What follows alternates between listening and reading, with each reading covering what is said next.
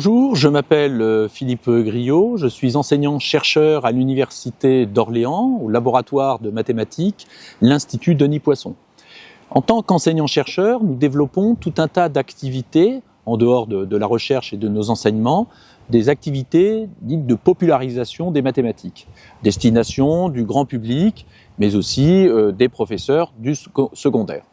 Ces manifestations, un des grands moments des manifestations que l'on a développées ces dernières années, c'est le Centre gallois, destination des élèves. On organise pendant 15 jours une colonie de vacances de mathématiques depuis maintenant 16 ans.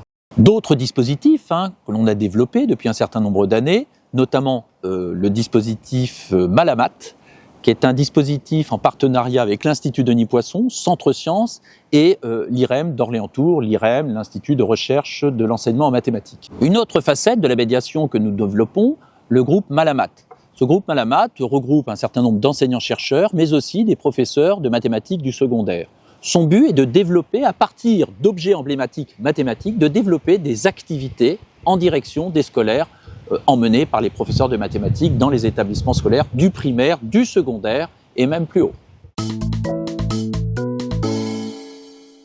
Je vais vous présenter un objet emblématique figurant dans la Malamat, la cuve à savon, ou la cuve à bulles de savon.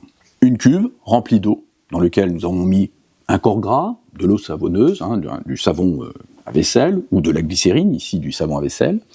Et cette cuve va nous permettre de visualiser un certain nombre d'objets géométriques, portés par des films de savonneuse. Prenons le problème suivant, le problème mathématique, un très joli problème, le problème dit de Steiner.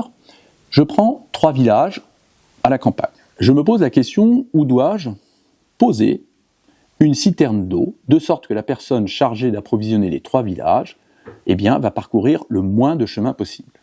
L'eau savonneuse répond à la question et va permettre aux mathématiciens de savoir où chercher. Le voilà le point tant cherché, le moins dit de Steiner. Alors on peut se poser la question, pourquoi finalement l'eau savonneuse matérialise ce point qui est assez difficile à trouver quand on cherche mathématiquement.